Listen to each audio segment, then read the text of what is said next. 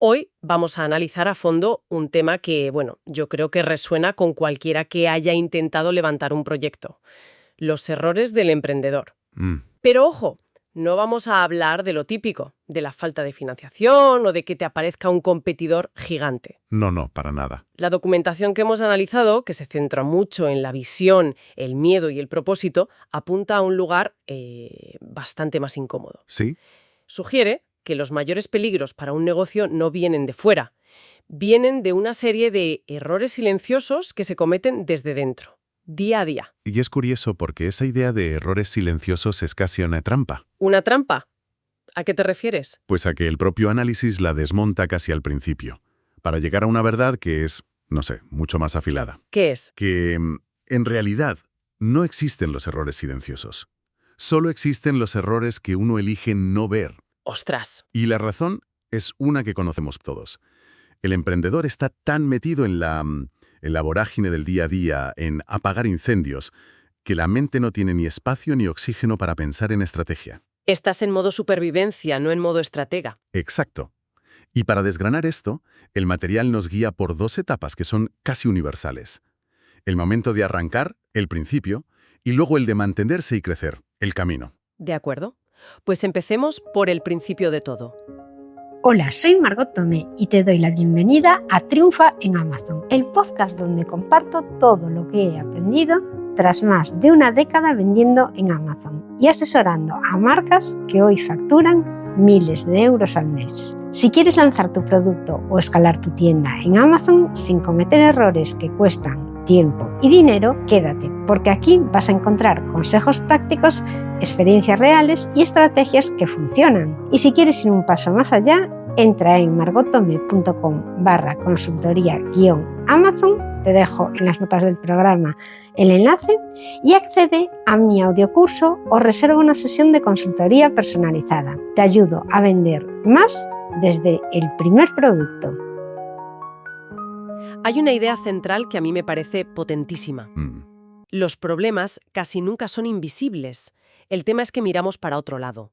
Nos obsesionamos con atacar los síntomas, pero no la enfermedad. Totalmente. El ejemplo que se plantea es el clásico: bajan las ventas. ¿Y cuál es la reacción casi automática? Esa me la sé. Más publicidad, más publicaciones en redes, una oferta agresiva. Se actúa sobre la consecuencia inmediata. Es que es la solución más fácil, ¿sabes? La que parece más productiva. Y ahí confundimos actividad con progreso. Claro. Hay una analogía en el texto que es perfecta. Es como ser el portero de un equipo de fútbol que no para de atajar penales, uno detrás de otro. Te sientes un héroe, estás ocupadísimo. Claro, pero en ningún momento te paras a pensar por qué demonios el equipo rival llega a tu portería con esa facilidad tan pasmosa. Porque algo falla antes. Exacto. Quizás la defensa no existe, o la táctica del equipo es un desastre. Estás tan concentrado en parar el siguiente disparo que no ves que el problema real está en el centro del campo. Justo. Y aplicado al negocio, atacar las bajas ventas con más anuncios sin más ignora por completo las preguntas que de verdad duelen. Las que nadie quiere hacerse. ¿Y si el producto ha perdido calidad? ¿Y si el servicio al cliente es tan malo que la gente no vuelve? O la pregunta, yo creo, más aterradora de todas: ¿Y si lo que ofreces... simplemente ya no le interesa a nadie? Exacto. Es esa imagen de tropezar una y otra vez con la misma piedra. Y la clave es que no tropiezas porque la piedra sea invisible, sino porque no la estás mirando. Y esto nos lleva a la pregunta inevitable: ¿por qué no la vemos? A veces parece casi una negación voluntaria, como si mirar esa piedra diera demasiado miedo. Has dado en el clavo. No es solo falta de tiempo, es un mecanismo de defensa. Claro. Porque admitir que la piedra existe, que hay un problema de base, significa que tienes que pararlo todo, levantar el capó y arreglar algo fundamental. Y eso aterra. Es más fácil seguir apagando fuegos. Mucho más sencillo culpar a factores externos o, como dices, seguir en el día a día.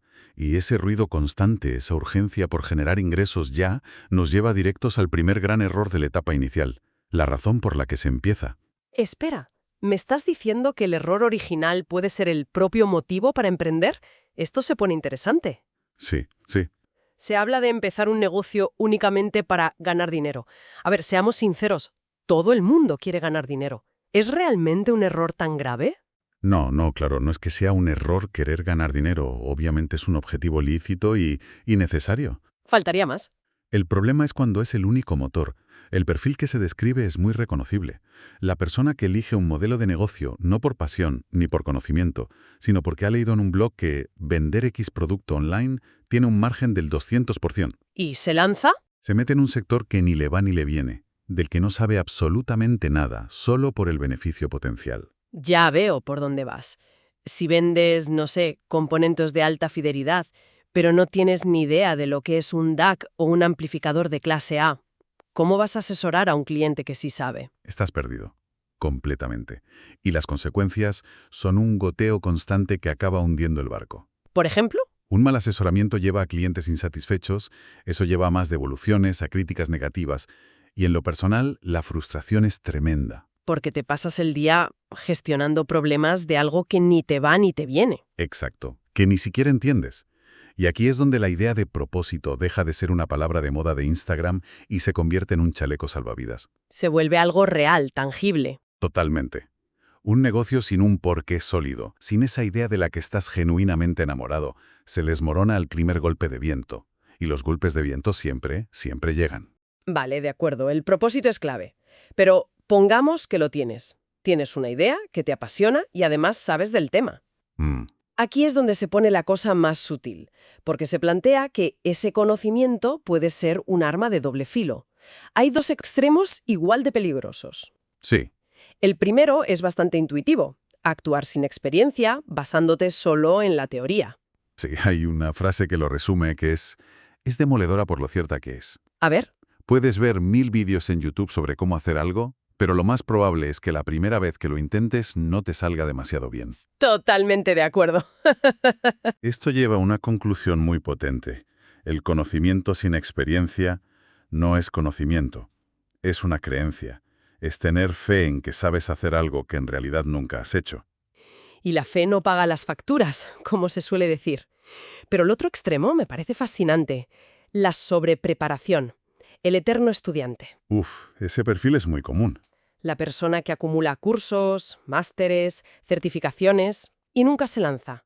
Siempre siente que le falta aprender una cosita más. Siempre hay una excusa. Se podría llamar parálisis por análisis, pero, a ver, ¿no es también una señal de prudencia? Emprender es un riesgo enorme y quizás acumular conocimiento no es miedo, es una forma sensata de reducir ese riesgo. Es un buen punto. Y hasta cierto límite lo es. Es prudencia. Nadie debería lanzarse a montar un restaurante sin saber lo que es un escandallo. Evidentemente. Pero el análisis marca una línea muy clara. Cuando la preparación se convierte en un bucle infinito para posponer la acción, ya no es prudencia. Es un síntoma. ¿Un síntoma de qué? Un síntoma de que o bien la idea no está tan clara como parece, o en el fondo la convicción no es tan sólida. Es mucho más cómodo seguir en el mundo académico, donde el único riesgo es suspender un examen, que enfrentarse a la posibilidad de un fracaso real en el mercado. Claro, es como si el miedo al fracaso te mantuviera permanentemente en la línea de salida. Pero, ¿qué pasa cuando finalmente arrancas? Porque ahí los problemas no desaparecen. No, solo cambian de naturaleza. Exacto. Y aquí entramos en la segunda gran etapa, la de los desafíos que surgen una vez que el negocio ya está en marcha. Una vez estás en el camino, aparece un nuevo demonio: la impaciencia, la incapacidad de respetar los tiempos de un proceso. El ejemplo que se utiliza es brillante por lo específico y actual que es. Las campañas de publicidad en plataformas como MetaAds. Me río porque es el reflejo exacto de lo que se ve en foros de emprendedores. Gente preguntando, ¿por qué no funciona mi campaña? Sí. Y cuando les preguntas cuánto tiempo lleva activa, te dicen 12 horas. Esa ansiedad es universal. Totalmente. Se describe a la perfección a ese emprendedor que lanza una campaña y, como a los 3 días no ve los resultados espectaculares que había imaginado, entra en pánico. Y empieza a tocar botones. Cambia la segmentación, modifica los anuncios, ajusta el presupuesto, lo toca todo, movido por la pura ansiedad. Y el resultado es... El resultado paradójico es que nunca le da tiempo al algoritmo a aprender, a optimizarse. La campaña fracasa, sí, pero no por una mala estrategia inicial, sino por su propia intervención ansiosa. Es decir, es un acto de autosabotaje en toda regla. Exacto. El propio miedo a que algo no funcione es lo que provoca que no funcione. La ignorancia sobre cómo funciona el proceso crea el problema que querías evitar. Precisamente. Y esa misma impaciencia, ese miedo a no ver resultados ya, conecta directamente con el siguiente gran reto del camino, el crecimiento. Curioso. Porque, contra todo pronóstico, a veces las cosas salen bien, y el miedo hace que crecer no se sienta como un logro, sino como una crisis inminente. El material lo define como la adolescencia del emprendedor, y me parece una metáfora perfecta. Es buenísima. Describe el dolor de esa fase como la transición de actuar por pura pasión e intuición a tener que actuar guiado por procesos, lógica y números. Llamémosle solo con el entusiasmo. Es un salto cualitativo brutal. Y aquí es donde aparece uno de los desafíos más duros a nivel humano: profesionalizar el equipo. Uf. Y esto a veces implica tomar decisiones increíblemente dolorosas. El ejemplo que se expone es muy emotivo. Cuenta. Habla de tener que reemplazar a ese amigo o familiar que te ayudó en los inicios, que arrima el hombro cuando no había ni un euro, por un profesional externo con las capacidades que la empresa necesita ahora para poder escalar. Es un momento de ruptura total, un punto de inflexión que puede ser devastador a nivel personal. Claro. Estás eligiendo, en cierto modo, el negocio por encima de la lealtad personal. ¿Cómo se gestiona algo así sin romperse? Es que en esos momentos de dolor, de agotamiento, de decisiones complejas, las hojas de cálculo y los planes de negocio no sirven de consuelo, no son suficientes. ¿No te ayudan? La única ancla, la única clave para sostenerse es volver al porqué original. Volver a conectar con esa pasión. Hay una cita que lo resume todo. Es muy importante estar enamorado de tu proyecto. No hay forma de sostener ese ritmo de vida si no es así. Si no hay esa llama. Sin esa llama original, la presión del crecimiento, la soledad de esas decisiones, simplemente te aplasta. Entonces, si unimos todas las piezas del puzzle, la gran lección de fondo es que la mayoría de los errores que hunden un negocio no vienen del mercado, ni de la competencia. No. Vienen de una falta de alineación interna del propio fundador. Son el eco de una idea que no estaba clara, de un conocimiento que solo era teórico o, y esto es lo más importante, de acciones impulsadas por el miedo en lugar de por la estrategia. Y es crucial entender que esto no es algo exclusivo de pequeños autónomos que empiezan en el garaje de su casa. ¡Ah, no! No. Se menciona de pasada que muchísimos grandes proyectos con rondas de financiación millonarias y equipos brillantes fracasaron exactamente por lo mismo. Por no ver la piedra. Por no ver la piedra que tenían delante. Por una ceguera estratégica que nacía de los mismos miedos, sesgos y puntos ciegos que hemos estado analizando. Esto nos lleva a la reflexión final del análisis, que para mí es la más reveladora de todas. Sí. Se centra en una herramienta de gestión que cualquiera que haya pisado una escuela de negocios conoce de sobra: el análisis DAFO. El famoso DAFO. Debilidades, amenazas, fortalezas y oportunidades. Exacto. Pero lo fascinante es el giro de 180 grados que le da. A ver. Plantea que los consultores, los mentores, todo el mundo, Sí. siempre te pide un análisis DAFO de tu negocio. Sí. Es el paso número 1. ¿Es lógico? Sí, es lo normal. Pero entonces lanza la pregunta definitiva. ¿Cuándo fue la última vez que alguien se sentó a hacer un análisis DAFO de sí mismo? Es una pregunta que te deja helado. Totalmente. Aplicar ese mismo rigor analítico no a la empresa, sino a la persona que la dirige. Exacto. Y no hablamos de un ejercicio superficial de autoayuda, ¿eh?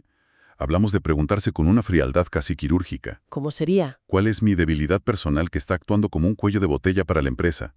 Quizás es mi pánico a delegar. ¿Cuál es la mayor amenaza para mi bienestar que, si no controlo, acabará impactando en el negocio? Podría ser mi incapacidad para desconectar. ¿Y una fortaleza? Y mi fortaleza oculta. A lo mejor tengo una capacidad innata para conectar con la gente que no estoy aprovechando en el área comercial. Es aplicar la misma lógica de un plan de negocio a la propia psique. Es una idea potentísima, porque te obliga a admitir que tú eres la principal variable en la ecuación del éxito de tu empresa. La variable clave. La recomendación final va en esa línea. Busca tus necesidades vitales para ser feliz e intenta, en la medida de lo posible, adaptar tu trabajo a tu forma de ser, a lo que esperas de la vida. Y no al revés. Exacto. ¿Qué es lo que suele pasar? Adaptar y retorcer tu vida para que encaje a la fuerza en un modelo de negocio que, en el fondo, te está haciendo profundamente infeliz. Al final, el mensaje central es que construir un negocio es inevitablemente un viaje tanto externo como interno. Los errores más peligrosos no están ahí fuera. ¿No están en un informe de mercado? No, ni en las acciones de la competencia. A menudo empiezan aquí dentro, en la falta de claridad, en el miedo no gestionado o en la desconexión con el propósito que lo originó todo. Cambia por completo la perspectiva, ¿eh? El enfoque tradicional es analizar factores de mercado, finanzas, operaciones, pero este análisis pone el foco en la visión, la mentalidad. Y sobre todo en la autoconciencia del emprendedor como la principal herramienta estratégica. Una herramienta que Si no se afila, se cuida y se entiende, puede convertirse, sin que nos demos cuenta, en nuestro mayor obstáculo. todo este análisis sobre adaptar el trabajo a los objetivos vitales nos lleva a una última reflexión. Una pregunta para que cada uno se la lleve a casa. Si tu negocio tuviera que ser un reflejo perfecto, sin filtros, de tus valores más profundos y de la persona que realmente aspiras a ser, ¿qué sería lo primero que cambiarías mañana mismo? Gracias por acompañarme en este episodio de Triunfa en Amazon. Recuerda que si quieres empezar con buen pie o mejorar tus resultados en Amazon, tienes mi audiocurso y mis sesiones de consultoría disponibles en margottome.com/consultoría-Amazon. Dejo el enlace en las notas del programa. Nos escuchamos en el próximo episodio y ya sabes, si quieres resultados reales, empieza hoy. Yo te acompaño.